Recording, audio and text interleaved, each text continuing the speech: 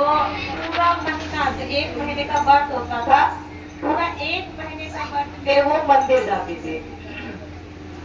जो बड़ी बहू थी वो थोड़ी मतलब सही नहीं थी, और जो छोटी बहू थी वो सही थी। तो जब बड़ी बहू के साथ रही, तो सास जो थी, सास का कुछ नहीं था, बस नहाती धोती थी और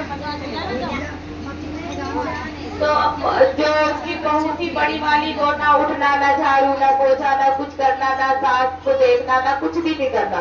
उसकी सास अपना जाती थी, कपड़े ऐसे ही खोल देती थी, मंदिर जाती थी, मंदिर से आती थी, तो वो ना कपड़े धोना, ना कुछ कुछ भी नहीं करती थी। ऐसे करते करते 1 महीना हो गया। फिर वो ऐसे बारी लगा था, 1 महीने बड़ी वाली के घर में, 1 महीने छोटी वाली के घर में। तो 1 महीने वो बड़ी वाली के घर में रही, फिर दूसरे महीने वो छोटी वाली के घर में आ गई, जो सासू माँ थी। तो उसी तरह 1 साल बाद फिर छोटी वाली की बहू बारी आई थी, 1 साल मतलब सावन के महीने का।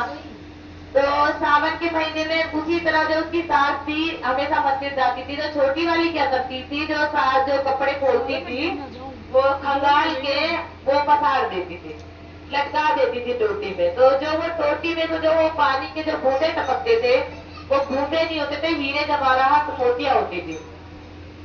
उसकी सास रोज ऐसे ही जाती थी, अब वो ऐसी साड़ी खोल देती थी, उसकी छोटी वाली बहू ऐसे ही साड़ी खंगाल के और रख देती थी, और पूरा हीरा मोती जवाहरात सब भर जाता था। ऐसे करते करते 9 महीने करते करते वो बहुत ज्यादा धन दौलत से उसका घर भर गया। तो बड़ी वाली ने सोचा कि मतलब ये कैसे, ये 1 महीना में इतना अमीर कैसे हो गई। तो उसने बड़ी वाली ने छोटी वाली को उससे पूछा कि इतना तो धन दौलत नहीं, धन दौलत कैसे आई? तो छोटी वाली का इंसाफ था, उसने बता दिया कि ऐसे ऐसे मम्मी नहाती थी, तो मैं साड़ी धो के पका देती थी, तो उससे पानी के बूंदे नहीं टपकती थी, उससे हीरे मोती जवाहरात टपकता था।